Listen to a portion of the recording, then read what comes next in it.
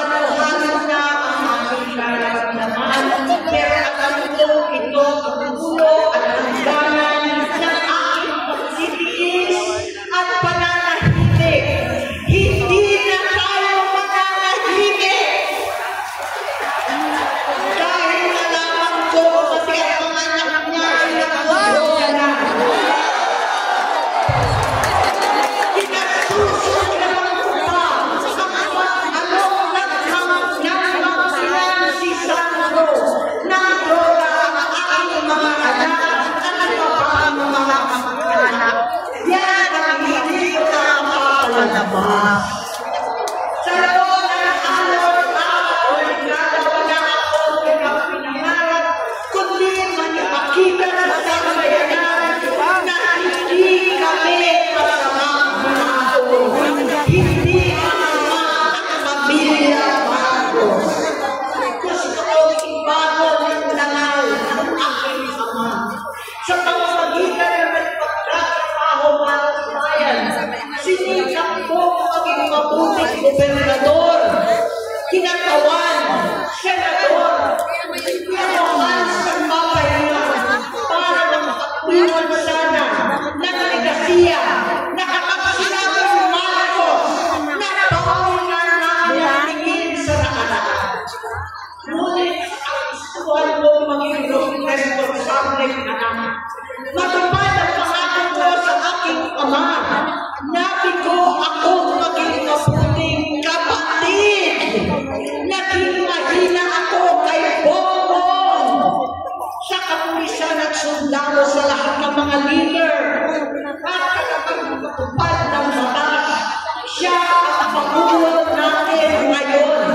Sinabi ko at kalagayan niya ngayon, tulungan niyo ako mapabuti ang kanyang kalagayan. Tulungan niyo ako matulungan siya. Hindi niya ako kalaban. Ang kalaban niya ay ang sarili niya. At nadadamay ang bansa sa laban na yan.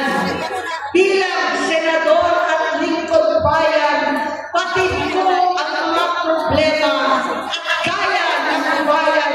Alam ko rin ano ang solusyon. Sa pagkakawa sa kwata, patuloy na pamumulitika, pag nanasa sa kapangyarihan at kalunan naman.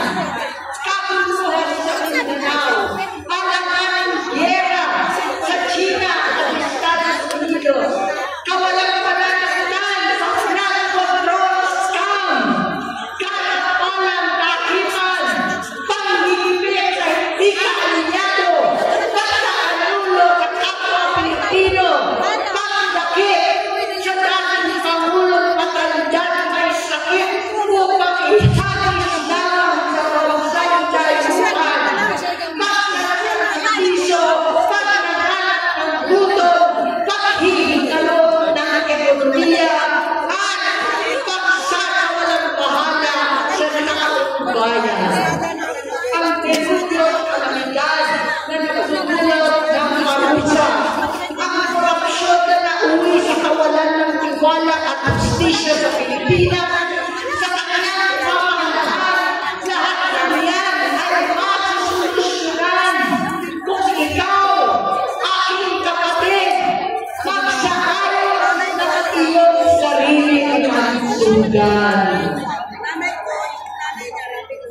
Kapag humupa ang ingay sa politika, kapag umuwi na kami sa aming pamilya, hindi bilang senador, kundi bilang ate, bilang si Manang Aimee, si Bonge, kaya itong sasabihin sa harap ng taong bayan, sa harap ninyong lahat at sa harap ni Bongbong. Bonge, magtatatlong taon na tayo hindi nakakausap. Tatlong taon ko nang sinusubukan muli na ako'y pakinggan. Siguro ngayon ay makakarinig ng buo ang gusto kong sabihin. Walang mabawasan, hindi madadagdagan.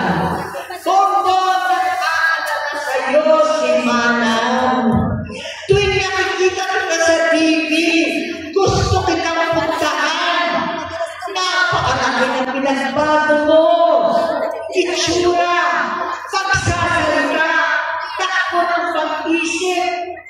Minsan, napapatanong ako sa sarili ko, ikaw pa ba yan? Si Bongbong na talaga yan, nakikita ko.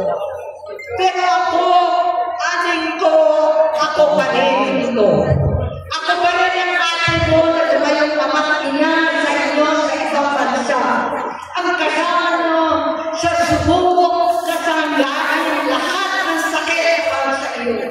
Ang kapatid mo na hindi mo kailangan hingan ng tawad dahil agad ka na hindi at tatanggapin dahil mahal kita. Nasa bagong tipan kay Lucas, Kapitulo 17, versikulo 3 hanggang 4. Kung magkasala ang iyong kapatid, sawayin mo siya. At kung siya'y nagsisi, patawarin mo siya.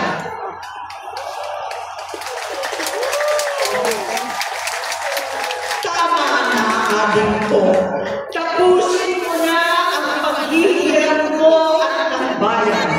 Kaya nung umalis tayo sa palasyo, kaya mo na rin hawakan ang iyong kamay. Huwag kang matakot. Malaki na ang dulot sa iyo ng droga. Sinisisi ko ang sarili ko dahil hindi ako nakinig sa mga sumbong. Hindi ako nakialam. Hindi ako maniwala. Pero hindi pa huli ang lahat. Tama na aling ko. Magpahinga na tayo. Umuwi na tayo. Magpagamot. Magpagaling at nanganak ako. Hindi ako manilingat. Hindi ako makukulang. Lahat ng kasama mo ngayon, hindi natin kasama sa pinakamabilis na bahagi ng buhay natin. Kasama mo sila ngayon dahil